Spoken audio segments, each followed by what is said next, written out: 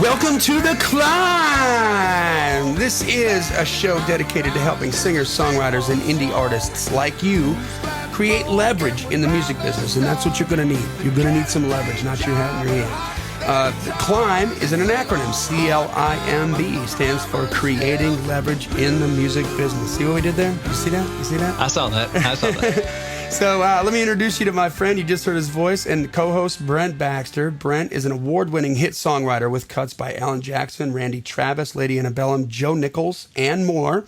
And he goes out of his way to help songwriters like you turn pro by teaching the art, the craft, and the business of songwriting. And you can find Brent at two different places, manvsrow.com, that's manvsrow.com, as well as songwritingpro.com. Both the same kind of content, two different places to find them because they just got so many people that love them. He needs two doors to get into the store. Sure. And I'd like to introduce you to my co-host, Johnny Dwinell. Johnny owns Daredevil Production. It's an innovative artist development company. They help you find your sound, and they help you find your audience. Not only do they develop and improve your artistry, they also grow and monetize your fan base, creating, I got to think of a different voice. Hello, cash flow. Yeah, I don't know. I'm running out of voices. Sixpence here, mate. All right, Daredevil has worked with multi-platinum artists like Colin Ray, Tracy Lawrence, Ty Herndon, and Andy Griggs, just to name a few. You can find Johnny at daredevilproduction.com. That's production, singular, no S's up in here. Why? Because there's only one Johnny Dwinell. What's happening, brother? How are you, man? I'm doing all right. I'm doing well. You know what? It's getting to be late October, and I'm getting in the Halloween spirit. Whoa, that's right. That's just one to hear Vincent Price in my head wherever I go. So, hey, Johnny, I got an idea for you. I don't know if you're planning on going out and trick-or-treating, but please, I will give you high fives because I don't have any money. But I will give you high fives if you go as Daredevil for Halloween, because that would just be so appropriate on so many levels, right? I've got to do something. I'm going down to Texas to a big old Neil Schuyler. Her parents put on this whole huge Halloween party for the kids and everything. Like their whole house is turned into a haunted house, and I mean they've been working on it for the last 4 weeks, dude. Oh wow! It's a big deal. So I'm excited. I mean the dogs are coming with me.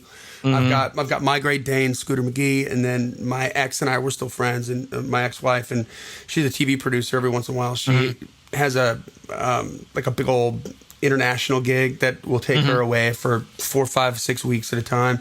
And when she does that, she'll fly up from Houston or LA, wherever she's at the time, and I'll take her two little dogs. One of them used to be my dog, so it's kind of like that kind of thing. So I got 3 dogs. I'm taking them all down. We're putting tutus on them. It's going to be insane. It's going to be great. That's awesome. And you're going to be dressed as Daredevil because it is on brand. That's right. I have to do that. There you go. So what are we getting into today, brother? First, I'm going to tell you. You know what I'm going as? What are you going as? A sexy songwriter. Because I got sexy versions of everything, right? I'm going to sexy songwriter. You know what I'm going to be dressed like? You? Me, but I'm going to carry around a Billboard chart for when I had a top 5. Why? Because every songwriter in town is sexier when they have a single. That's right. That's funny, dude.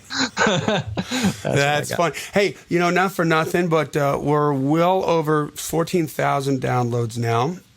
Well, so we want to thank everybody for listening. If you like what you hear, please share it. Turn somebody else on to it. We want to make you look cool too. Leave a rating review on iTunes and let us know what you think. And if you want us to cover anything, if we're not covering something that you'd like to know about, you can hit me up at info@daredevilproduction.com. Again, production is singular. And tell us what you want to hear, and we'll dig into it and give you our feedback on it on a podcast. It might just make it into an episode. You never know. That's right. And what a treat that would be. See, treat. It's Halloween. Boom. I'm on point. That's right. Because I'm in the Halloween spirit. So I'm excited about the Reese's Peanut Butter Cups that I hope I get when I go trick-or-treating with my kids. Yeah. And so this episode, since we're ghouls and ghastly things, a lot of scariness on Halloween, I think it's a good time to warn you, dear listener, about a few of the ghouls who prey upon unsuspecting songwriters. I like that. Ghouls that prey upon unsuspecting songwriters. Oh, this is good. Right. All right, so this is goofy, but this is hopefully on point, right? So, all right, so beware. You've been warned. Look out for these guys. Number one is vampires. All right, so these aren't the ones that glitter in the sunlight. Let me just say that right now. So there are people out there who will suck the life out of your dreams. All right, dwelling in and dwelling on the darkness. These predators never see the bright side or the silver lining. Little by little, their biting comments slowly bleed you of your hope and optimism.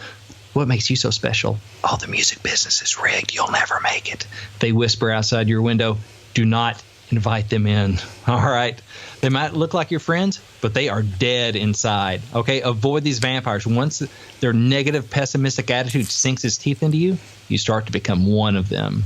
Oh, that is good. I mean, you know what? You're a product of the input that you receive, that's for sure. And this is, without a doubt, you don't have time for that kind of negativity in your life. That's what it boils down to. And I promise you, there are people, and I tell this to every one of my artists, because, I get to artists a lot sooner in their journey than you get to them. You get to by the time they made it to the major label, they've usually got their crap together by then, or more so than when they were in the beginning. But I tell my artists, like, look, we're about to start getting you some press, just start getting people looking at you, and as your accounts start to grow and everything starts to happen and people start to interact with you and you start to look like you're more important on social media, there's going to be some people that you know and love that can come out of the woodwork and tell you, start to try to knock you down, Yes. And those are the vampires, right? You got to watch out for them, know how to recognize them. And they're also the frenemies. The people you like to write with because they have some talent or you grew up together or whatever. But, man, they're the ones that are just talking about how the game is rigged and, no one knows a good song and everything is – you got to be one of these two people. It's a popularity contest. The people that are just negative and they're bitter about this stuff. Yeah. And you're like, well, then why are you still here? Yeah. What are you doing? Home. Right. You're just trying to drag me down with you. They're the vampires. They're the ones that suck your energy out. They, suck the life out of you. Yep. And, the people that don't lift you up, they're the people that bring you down. And you got to be careful about those people because they will influence you. Like I said, you start to become one of them. You start to become negative and pessimistic and bitter. And you don't want to become any of those things because that stuff is a drag on your system. And it is not going to help you get where you want to go. It pulls you in the opposite direction. Yeah. So you got to watch out for the vampires. I love that, man. I love that. Number two, zombies. Big hit this year. Big hit. Yeah, they're popular right now. And they must be because they are among us and their number is legion. They shuffle off to their soul-sucking day jobs like a mindless herd. They don't dream. They just respond to whatever happens to be in front of them. They stagger back home and sit mindlessly in front of a TV or computer screen for hours, feasting upon whatever catches their eye. Lights. So pretty. All right, so it's easy to turn into a zombie, right? Because being a zombie means doing the easy, numb, and thoughtless thing, right? So spend too much of your time with the zombies, and you'll wake up one day to realize you've been sleepwalking through your life. Oh, this is so good, dude. I like this a lot. I love what you did here. Man, there's just three kinds of people in the world, right? There's people who make things happen. There's people who watch things happen, and there's people who wonder what happened. Exactly. And the two out of three of those is bad news. That's not where you want to be. You can't be there. And I think at some point we've probably all been one of those. We've all been a zombie at some point for a little part of our lives, and then you've just got to make a conscious decision to not be that person and to get out of it.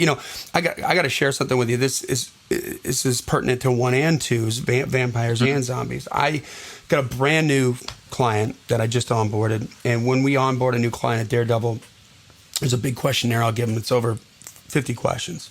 It's just like getting to know you questions, stuff I'm asking them, favorite movies, favorite singers, favorite songs, like, what's your greatest accomplishment, what's your greatest fear, what thing are you least proud of, stuff like that. And I really get to dig in. And then what I do is I do a Skype interview, and I have them answer all those questions in advance, and then we go over those questions and I interview them and they answer them on screen, and then I can save that video, and then my interns and my staff can look at that whenever they need to go back, and it helps us find the tone of the artist. But this girl is 14 years old. She's a sophomore. She skipped kindergarten. and just an impressive individual, Brent. Like, I mean, straight A student. She's just super, super sharp. Great with makeup. Like, she's got a fingernail company already. She's starting and all that stuff. But her story was from first grade to like 8th grade. She was bullied. She's 5'2" or something. She's tiny, right? Yeah. And she was bullied for most of her life, if you think about it, you know, and certainly into the part of the life that really counts, where you're beginning to make friends and develop a social circle. And she was bullied all the time. And she just woke up one day and decided not to do that anymore. Like, decided not to let somebody, not to give these people her permission to make her feel bad. Yeah. And she went on to explain this. There's a 14-year-old I'm talking to, and I'm like, I've got friends that are 40 that need to talk to you, like, you know, like that haven't figured this out yet. You know what I mean? Like, like this whole thing. And her energy changed, and those vampires and those zombies just went away because they weren't getting the rise out of her anymore. You know, she just decided, I'm not going to let you make me feel bad. I'm going to be weird. I'm going to be different. I'm going to be the most different person out there, and that's okay. And I don't care. I try to be the best me that I can be. So you know, awesome. the vampire thing where they suck the life out of you, and the zombie thing where you just kind of check out. And, you know, if you're a songwriter or an indie artist that wants to get that deal, and if you think that ripping bongs on your couch and watching, you know, TV too much, and then you're going to get a knock at the door to be the president of Universal saying, I just stumbled across your demo in the dumpster and it's awesome and I want to sign you. Like, that's not going to happen, man. Not going to happen. You know, and for songwriters, especially, you know, ones that you're holding down a day job. Yep. You know, you're doing your 8 to 5. You maybe got a couple kids, and it's easy to let that part of you, the artistic part of you, kind of fall asleep. Yep. You know, because you're living life. And hey, it's good to have a job. It's good to provide for your family, feed your kids. It's good to spend time with your kids. These are not bad things, but they can lull you to sleep. And then you wake up and it's a couple of years later and you're like, I was going to be a songwriter. I was going to have a song on the radio. What happened? Yeah. You know, or if you're younger and you're at a different point and your friends are just bumming around, not really doing anything, not really sure what they want to do with their lives. I remember before I moved to Nashville, I was talking to a friend of mine that we worked together, and she was like, she was kind of just impressed and thought it was just odd that I just knew so much with so much clarity what I wanted to do. Mm-hmm. She's like, I have no idea what I want to do. And a lot of people are that way. It's just like, what do you want to do? I don't know. Just make it to Friday, you know? Yeah. Watch the Tide play, Roll Tide, whatever, you know, or whoever your team is. You know, it's like, okay, and some people, that's what you do. I go to work and I come home and have a beer and on the back porch, and that's what I do. And I get up Monday and do it. And if you have a dream and there's something you want to chase, which I assume you do because you're listening. Yeah, right? That was just what I was going to say. Yeah, exactly. So you want to be wary of those people and of falling into that herd mentality, and then you're sucked into you're having just the beer on the porch next to them for the next 5 years, and you missed your window. Yep. You don't want to do that. You don't want to be sucked in with the zombies. All right, let them go wander around, do what they want to do. You got to, basically, it's about being proactive and being intentional and keeping your eyes on the prize. And that list that you just put down there, proactive, being intentional, and keeping your eyes on the prize. So says the guy with no kids. That's me. Okay, but I'm going to tell you that your kids are watching. Mm-hmm. And so that's another thing that you want to teach them. Now, I am consumed with podcasts. I'm always listening to Tim Ferriss, to all the different story branding podcasts we listen to, Songwriting, that new one that you had with C.L.I.M.B. Bannon. I mean, crazy cool. Yeah. And man, so even like outside of songwriting and being an artist in that business, the business people who have started companies that you're well aware of right now had other jobs when they did it.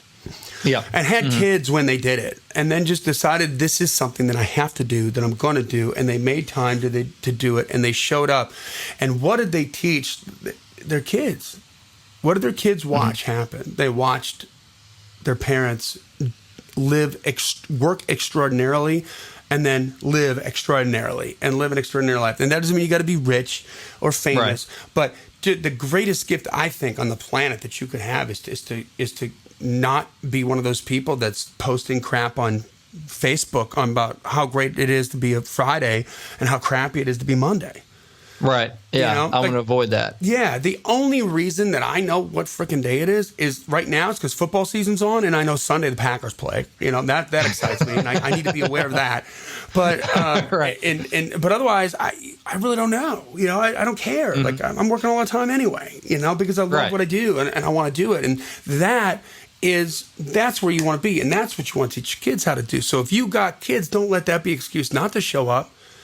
That needs to be the reason that you do show up and do the extra work and make a deal with your wife or your husband and say, look, I need an extra hour a day to do this, or wake up an hour earlier, you know, while they're still sleeping, and get your stuff done. Brent, I know you do that all the time. Like you get up early before, you know, to make it happen, to do the stuff that you do on the side. I'm a very tired man. That's right. So, all right, you ready for number 3? Number 3.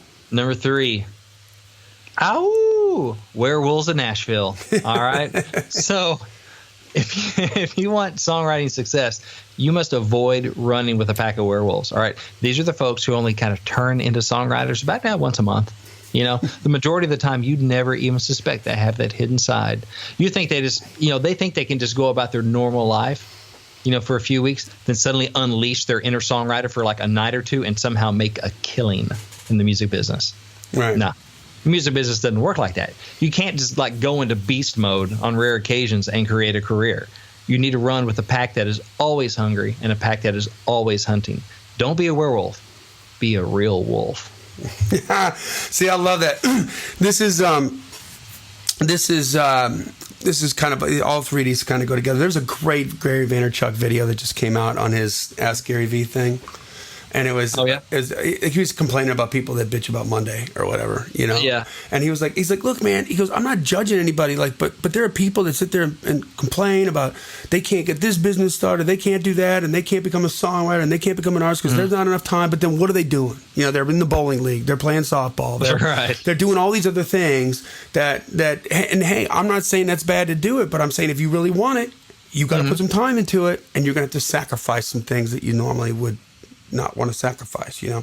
And the werewolf thing, that's just part and parcel to that. Yeah, I mean, it's like, oh, you're a songwriter? Yeah. Huh, that's funny. I didn't even know that. Okay, that's probably a problem. Yeah, that's right. So right away you got Brent Baxter's attention, but not for the reasons that you want. Exactly.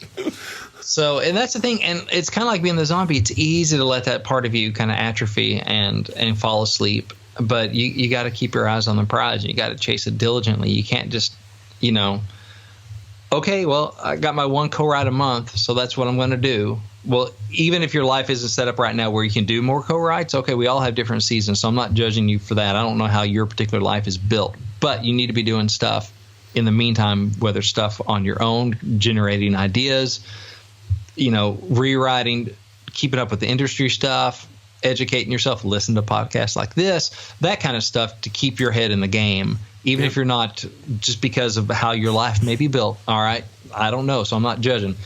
But even if you can't get in the room all that often, you can still be doing stuff to keep your head in the game and do what you can do. All right. Yeah. Because when you do get the opportunity to get in the room, if you do get a break and you're going to get in with somebody, they're going to know that you got your crap together, you know? Exactly. Because you're bringing it, you're confident, your energy is going to be different because you're doing it all the time, and you're not going to be worried about the moment. You're just going to be like, well, here's what I got, you know, tell me what you think. And they're going to be like, oh, dude, this is amazing. Like, you know, let's write again, you know, which is now all of a sudden you're one step closer to being a pro, you know? Exactly. And kind of, you know, what we talked about 2 weeks ago about, you know, the football and songwriting. You can't just, you know, be like the old Allen Iverson quote of practice. Yeah. Like, why don't I show up to practice? Yeah. You can't just show up for the game, you know, and hope to compete like a champion. You gotta keep at it consistently. Consistency. That's what you gotta have. So those are the 3 ghouls, all right, that haunt, you know, Music Row and haunt, you know, L.A. and New York and where you live, definitely where you live. So vampires will suck the life out of you with their negativity. You got zombies that just shuffle around sleepwalking, and it's easy to become one of them, go with the herd. And werewolves who only try to go into, you know, champion songwriter mode every once in a full moon. and you can't do that. So I love it, but that's not all. Now, Brent, you've got the silver bullet for werewolves and the garlic for the vampires, and you've got the flamethrower that keeps the zombies away, and that is in the form of some really good information. Now, what is that? Oh, that's a nice segue. You're on topic. I have an ebook that I'm giving away, so it's a free ebook. It's called Think Like a Pro Songwriter, and you can find it at giftfrombrent.com, giftfrombrent.com. It goes into things like how to connect with a publisher, how pro songwriters know who's looking for songs, that kind of stuff. So just a lot of good information, free information. Just give me your email address so I know where to send it right out to you, and it'll hook you up. And check it out. It kind of gives you the mindsets, some of the mindsets of a pro writer. And as a man thinks in his heart, so is he. So if you want to be, you got to start thinking like it. I love it. That's what giftfrombrent.com. There you go. And guess what? It's free. Like, the only thing you got to do is, you know how many people downloaded my Twitter book and never read it? That's sad. Isn't this sad? It's astounding, dude. It's like not opening your Christmas gifts. I know. I don't know what that's about. Read the book. Read Brent's book. Like, read it. No, I'm trying to help you. It's quick. Otherwise, you're like the guy that's on top of the house during the hurricane. That joker, like, get in the boat. We'll save you. God will save me. And then and another boat comes by. Get in the boat. There's a hurricane. God will save me. Or get in the boat. We'll help you. No, God will save me. And then the helicopter comes and he's at the top of his house in ankle deep water. And they're like, grab the rope. We'll fly you to safety. He's like, no, God will save me. And then he dies. Right. And he goes up and he's like, God, why didn't you save me? I said, 2 boats and a helicopter. What more do you want? Like, exactly. Yes. There it is. So that brings us to the end of this episode with the songwriting vampires, zombies, and werewolves, right? Episode of the C.L.I.M.B. Yes. Of the C.L.I.M.B. That's right. And hey, guys, if you liked it, first of all, thanks for keeping those downloads coming. That's great. Share it with people. Leave a rating and review on iTunes. It would mean the world to us. It takes you 20 seconds to do that. Even if it's just clicking 1 star, make it 5 stars. But I mean, just whatever you feel like. Just got to click the 5th one, not the first one, and that makes it. They all light up. You don't have to click them all, and be on your way. But that helps us reach more people, keeps us on the top and new and noteworthy. And you know what? We just spread the information. That's why we're doing this. So anyway, we want you to win really, really bad. So keep on climbing. And we'll see you at the top.